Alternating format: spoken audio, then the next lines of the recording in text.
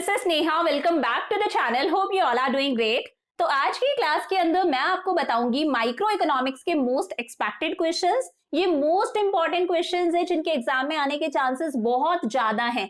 अच्छा, ये मैं आपको किस बेसिस पर बता रही हूँ? तो देखो, ये मैं आपको बता रही हूँ मेरे इतने सालों के स्कूल एक्सपीरियंस के बेसिस पर। अभी तो मैं स्कूल के अंदर नहीं पढ़ाती, बट जो मैंने इतने साल स्कूल के अंदर पढ़ाया है उस एक्सपीरियंस के बेसिस पर बता रही हूँ कि किस तरह से हम लोग स्कूल के अंदर पेपर सेट करते थे, किस पर्टिकुलर टॉपिक को ज्यादा वेटेज दिया जाता है। प्लस देखो, हर चैप्टर के अंदर कुछ टॉपिक्स ऐसे होते हैं जो मोस्ट रिपीटेड टॉपिक्स होते हैं। ये ऐसे टॉपिक्स होते हैं जिनसे हर साल एग्जाम में क्वेश्चन बनता है, हर पेपर के अंदर ये टॉपिक्स आते हैं। फिर चाहे क्वेश्चंस की लैंग्वेज बदल दो, घूम फिरा कर पूछो, बट इन टॉपिक से हर साल एग्जाम में क्वेश्चन बनता है। तो उसके बेसिस पर भी बता रही हूँ, प्लस जो मेरे इतने सालों का कोचिंग एक्सपीरियंस है उसके बेसिस पर भी बता रही हूँ। क्योंकि जब हम लोग कोचिंग में पढ़ाते हैं तो हम लोग बहुत सारे स्कूल्स के बच्चों के साथ में डील करते हैं। हर स्कूल का बच्चा अपना पेपर दिखाता है कि पेपर ऐसा हुआ मैम, आज इस तरह का पेपर आया था। तो उन सारे पेपर्स के एनालिसिस के बेसिस पर बता रही हूँ कि ये कुछ ऐसे टॉपिक्स हैं जो हर स्कूल के क्वेश्चन पेपर के अंदर आपको देखने को मिलेंगे और आपके एग्जाम के अंदर मोस्टली क्वेश्चंस इन्हीं टॉपिक से बनेंगे। सो इस वीडियो को अच्छे से देखना, इन क्वेश्चंस की अच्छे से प्रैक्टिस करना। पढ़ना आपको सारा ही है, बट इन क्वेश्चंस की अच्छे से प्रैक्टिस करना, क्योंकि इकोनॉमिक्स के अंदर आपको पता है टेबल और कर्व सबसे इंपॉर्टेंट होता है। अगर आपने क्वेश्चन के अंदर टेबल्स नहीं बनाए, कर्व्स नहीं बनाए, मतलब कहीं ना कहीं क्वेश्चन आपका इनकम्प्लीट है। तो इन क्वेश्चंस की अच्छे से लिखने की प्रैक्टिस करना। तो शुरू करते हैं। देखो, सबसे पहले मैं आपको बता देती हूँ माइक्रो है कितने नंबर की, हमारी कौन सी यूनिट का कितना वेटेज है और कौन सी यूनिट के अंदर कौन कौन से चैप्टर्स कवर हैं। तो देखो, अगर हम सीबीएसई की बात करें तो सीबीएसई में क्लास 11th के अंदर एक बुक कौन सी है? माइक्रो इकोनॉमिक्स है। दूसरी बुक हमारी स्टैटिस्टिक्स है। 40 नंबर की माइक्रो है, 40 नंबर की हमारी स्टैटिस्टिक्स है और 20 मार्क्स की क्या है? हमारा प्रोजेक्ट वर्क है। तो ये 40 मार्क्स किस तरह से डिवाइडेड है? देखो, माइक्रो के अंदर हमारे पास में टोटल 4 यूनिट है। फर्स्ट यूनिट है हमारी इंट्रोडक्शन, सेकेंड यूनिट है consumers equilibrium and demand, third unit है प्रोड्यूसर्स बिहेवियर एंड सप्लाई, और फोर्थ यूनिट है forms of market and price determination under perfect competition with simple applications. अब देखो, यहां पर मैंने चैप्टर्स डिवाइड करे हैं और ये मैंने चैप्टर्स डिवाइड करे हैं आपके टीआर जैन बुक के अकॉर्डिंग। तो अभी आगे मैं आपको यूनिट वाइज भी इंपॉर्टेंट क्वेश्चंस बताऊंगी और चैप्टर वाइज भी बताऊंगी। तो फर्स्ट यूनिट है हमारी इंट्रोडक्शन। इसके अंदर हमारे पास में टोटल 2 चैप्टर्स है, सिर्फ 2 ही चैप्टर्स हैं। चैप्टर 1 है हमारा इकोनॉमिक्स एंड इकोनॉमी और चैप्टर 2 है central problems of an economy. दोनों चैप्टर्स मिला के हमारा वेटेज बनता है 4 नंबर का। आगे यूनिट 2 के अंदर हमारे पास में टोटल 4 चैप्टर हैं। थर्ड और फोर्थ चैप्टर हमारा कंज्यूमर्स इक्विलिब्रियम का है। एक है कंज्यूमर्स इक्विलिब्रियम यूटिलिटी एनालिसिस के बेसिस पर, दूसरा है कंज्यूमर्स इक्विलिब्रियम हमारा इंडिफरेंस कर्व एनालिसिस के बेसिस पर। फिर चैप्टर नंबर 5 है हमारा थ्योरी ऑफ डिमांड और चैप्टर नंबर 6 हमारा न्यूमेरिकल है इलास्टिसिटी ऑफ डिमांड। चारों चैप्टर्स मिला के हमारा वेटेज बनता है 15 नंबर का। थर्ड यूनिट है producers behaviour and supply. 7th chapter हमारा प्रोडक्शन फंक्शन है। प्रोडक्शन के बाद में 8th हमारा कॉस्ट है, 9th हमारा रेवेन्यू है, 10th है प्रोड्यूसर्स इक्विलिब्रियम और 11th है थ्योरी ऑफ सप्लाई। 5 चैप्टर्स, ये यूनिट सबसे बड़ी है और इन 5 चैप्टर्स का वेटेज भी बनता है हमारा 15 नंबर। फिर लास्ट यूनिट में अगेन हमारे पास में 2 ही चैप्टर्स हैं। एक चैप्टर है हमारा फॉर्म्स ऑफ मार्केट जिसके अंदर आपको परफेक्ट कंपटीशन पढ़ना है और एक है ये market equilibrium under perfect competition and effects of increase और डिक्रीज या फिर shift in demand and supply. Again ये 2 चैप्टर्स मिला के हमारा वेटेज बनता है 6 नंबर का। तो इस तरह से ये 40 नंबर आपके डिस्ट्रीब्यूटेड हैं 4 यूनिट्स के अंदर। तो शुरुआत करते हैं। सबसे पहले बात करते हैं यूनिट 1 की। कितने नंबर की है यूनिट 1? 4 नंबर की। यहां पर हमारे पास में 2 चैप्टर हैं। चैप्टर नंबर 1 है आपका इकोनॉमिक्स एंड इकोनॉमी। इससे आपको 3 क्वेश्चंस करने हैं। कौन कौन से? एक तो माइक्रो इकोनॉमिक्स और मैक्रो इकोनॉमिक्स का डिफरेंस देख लेना। 3 से 4 डिफरेंसेस आपको पता होने चाहिए विद डेफिनेशन कि माइक्रो इकोनॉमिक्स क्या होती है, मैक्रो इकोनॉमिक्स क्या है, और 3 से 4 आपको डिफरेंसेस पता होने चाहिए। डिफरेंसेस का कभी भी एग्जाम में क्वेश्चन आता है तो आपको पॉइंट्स में नहीं लिखना, हमेशा टेबल बना के टैब्यूलर फॉर्म के अंदर ही आपको डिफरेंसेस लिखने हैं। दूसरा यहाँ पर डिफरेंस पता होना चाहिए पॉजिटिव इकोनॉमिक्स और नॉर्मेटिव इकोनॉमिक्स के अंदर। अगेन 3 से 4 डिफरेंसेस आपको पता होने चाहिए, मीनिंग पता होना चाहिए पॉजिटिव इकोनॉमिक्स क्या होता है, नॉर्मेटिव इकोनॉमिक्स क्या होता है। थर्ड, और यहां से आपका बड़ा क्वेश्चन बन सकता है, डिफरेंट टाइप्स ऑफ इकोनॉमीज, अलग अलग तरह की इकोनॉमीज होती हैं। तो चैप्टर नंबर 1 के एंड के अंदर एक टेबल गिवन है जहां पर तीनों तरह की इकोनॉमीज में डिफरेंशिएट करा है विद मीनिंग।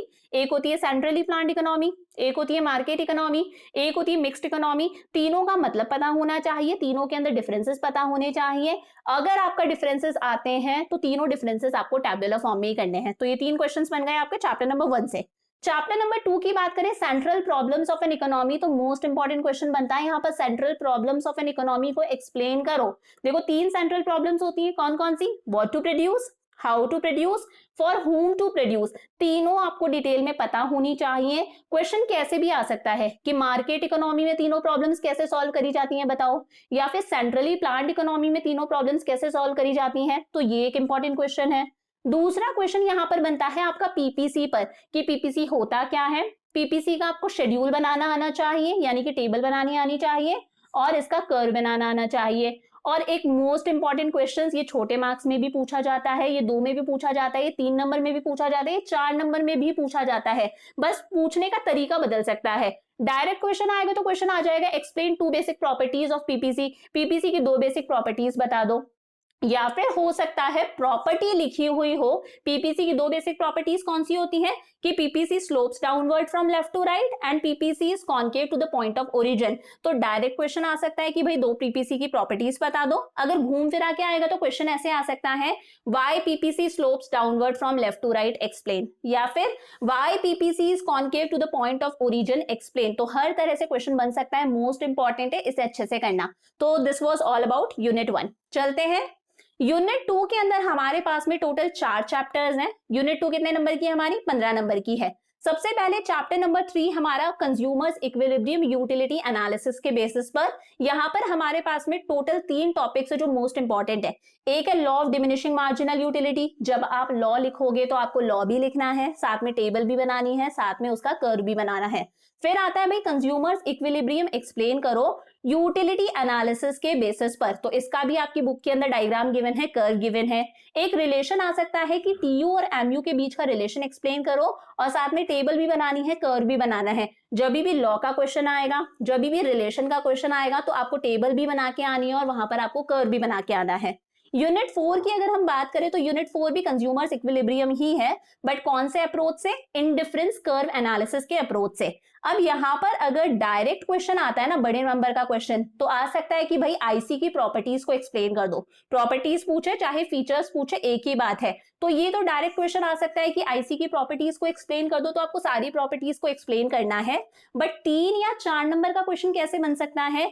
एक प्रॉपर्टी लिखी हुई आ जाएगी कि आईसी स्लोप्स डाउनवर्ड, एक्सप्लेन करो, तो अंदर का भी पता होना चाहिए। दूसरी एक और इंपॉर्टेंट प्रॉपर्टी है कि IC is convex to the point of origin. जो आईसी होता है वो कॉन्वेक्स होता है, इसके पीछे रीजन बताओ। तो सारी प्रॉपर्टीज आपको पढ़नी है, बट 3 या 4 नंबर के क्वेश्चन के अंदर 2 प्रॉपर्टीज आपकी एक्सप्लेन करने के लिए आ सकती है। ये दोनों मैंने बता दी, मोस्ट इंपॉर्टेंट प्रॉपर्टीज है। एक यहाँ पर क्वेश्चन बनता है कि कंज्यूमर्स इक्विलिब्रियम एक्सप्लेन करो आईसी अप्रोच से। तो कंफ्यूज मत होना, एक कंज्यूमर्स इक्विलिब्रियम होता है यूटिलिटी एनालिसिस के बेसिस पर, एक कंज्यूमर्स इक्विलिब्रियम होता है हमारा आईसी अप्रोच के बेसिस पर। वो कुछ इस तरह से होता है कि ये हमारी बजट लाइन होती है, ये हमारा आईसी होता है, जहां पर ये दोनों एक दूसरे के टेंजेंट होते हैं, वो पॉइंट ऑफ इक्विलिब्रियम होता है। तो ये एक्सप्लेन करो। थर्ड हमारा है theory of demand. Demand chapter से हमारे पास में 5 तरह के क्वेश्चन बन सकते हैं। एक लॉ ऑफ डिमांड क्या होता है, विद टेबल एंड कर्व आपको एक्सप्लेन करना है। फिर है डिटर्मिनेंट्स ऑफ डिमांड। देखो डिटर्मिनेंट्स ऑफ डिमांड को ही डिमांड फंक्शन भी बोला जाता है, कि कौन कौन से फैक्टर्स है जो प्रोडक्ट की डिमांड को इफेक्ट करते हैं। देन मोस्ट इंपॉर्टेंट क्वेश्चन आता है why demand curve slopes downward. हमारा जो डिमांड कर्व है वो डाउनवर्ड स्लोपिंग क्यों होता है, एक्सप्लेन करो। तो बहुत सारे रीजन है, law of diminishing marginal utility, substitution effect, income effect, number of users, different uses of the good. ये क्वेश्चन बहुत अच्छे से प्रिपेयर करना, ये टीचर्स का फेवरेट क्वेश्चन होता है। फिर इस चैप्टर के एंड के अंदर काफी सारे डिफरेंसेस है, 3 डिफरेंसेस आपको मिलेंगे।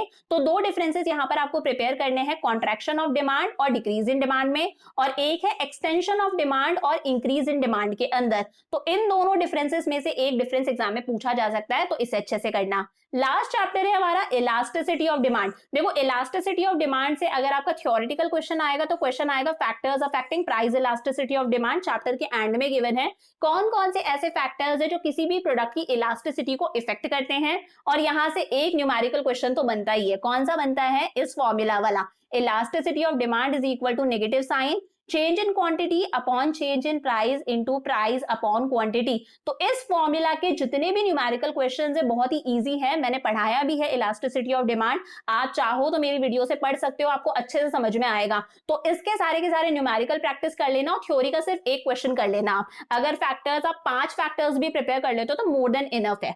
तो this was all about unit 2। Unit 3 की अगर हम बात करें तो यूनिट 3 है हमारी producers behaviour and supply. 15 number है बट चैप्टर्स यहाँ पर 5 है। सबसे पहले चैप्टर आता है हमारा प्रोडक्शन फंक्शन। यहां से मोस्ट इंपॉर्टेंट क्वेश्चन है law of variable proportions. Again अगर आप लॉ लिख रहे हो तो आपको टेबल बनानी भी आनी चाहिए और कर्व भी आना चाहिए। फिर एक रिलेशन देख लेना, टीपी और एमपी के बीच में। रिलेशन के अंदर टेबल भी देखना, कर्व भी देखना, और एक रिलेशन देख लेना एपी और एमपी के बीच में। फिर आपकी बुक के अंदर गिवन होगा causes of increasing returns, causes of diminishing returns. तो यहां पर आप causes of diminishing returns prepare कर लेना, यहां से भी क्वेश्चन बनता है। चैप्टर 8 है हमारा कॉस्ट के अंदर रिलेशंस देखना और कर्व्स देख लेना। एक रिलेशन देखना एसी और एमसी के बीच में, ये 3 से 4 नंबर के अंदर पूछा जा सकता है विद टेबल एंड कर्व। और प्लस आप कुछ कर्व्स देख लेना, जैसे टीवीसी का कर्व कैसा होता है, टीएफसी का कर्व कैसा होता है, टोटल कॉस्ट का कर्व कैसा होता है, इनका आपस में क्या रिलेशन होता है। तो अगर आपको कर्व्स पढ़ने हैं, मैंने ये चैप्टर काफी डिटेल में पढ़ाया है, आप कर्व्स मेरी वीडियो से कर सकते हो। चैप्टर नंबर 9 है हमारा कॉन्सेप्ट ऑफ रेवेन्यू। बहुत ही छोटू सा चैप्टर है। यहां पर आपको क्या करना है, जब प्राइस हमारी कांस्टेंट नहीं होती तब एआर, एमआर और टीआर का बिहेवियर कैसा होता है। तो कुछ इस तरह के कर्व्स गिवन होंगे कि टीआर पहले इंक्रीज होता है फिर डिक्रीज होता है, और एमआर हमारा पहले डिक्रीज होता है फिर 0 होता है फिर नेगेटिव हो जाता है, और इस तरह से एआर होता है। तो ये वाले कर्व्स आपको प्रिपेयर करने हैं। ये एक क्वेश्चन बनता है, मैंने पढ़ा रखा है, वहां से कर सकते हो। यहां से सिर्फ एक ही क्वेश्चन बनता है।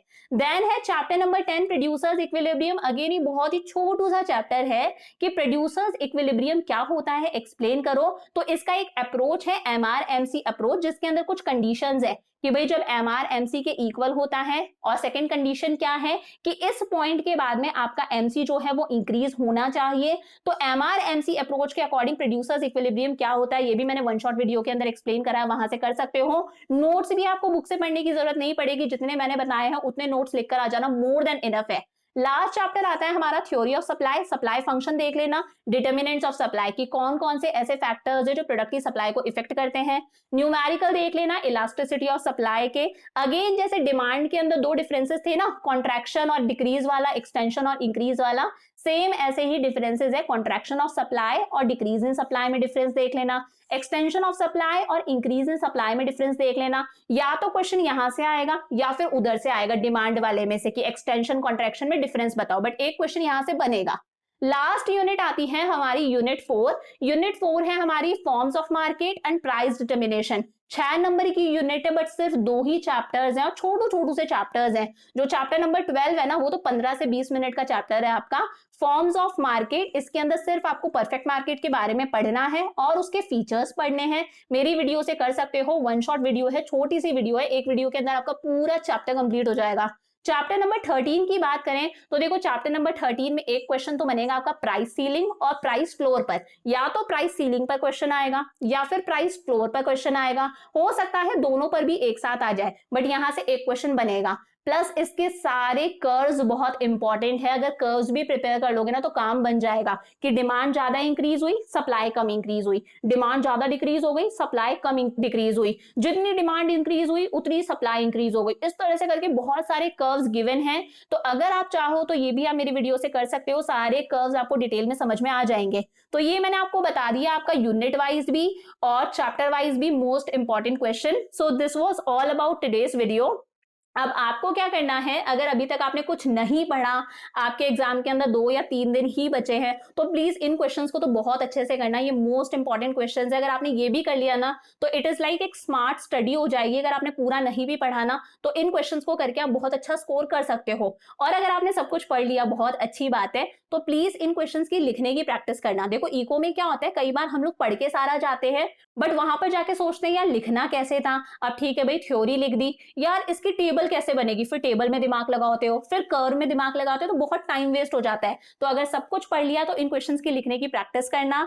तो ये आज का वीडियो हो गया। अगर आपको ऐसा ही सिमिलर वीडियो स्टैटिस्टिक्स के लिए भी चाहिए, then please let me know in comment section. मिलते हैं नेक्स्ट क्लास के अंदर। Bye for now.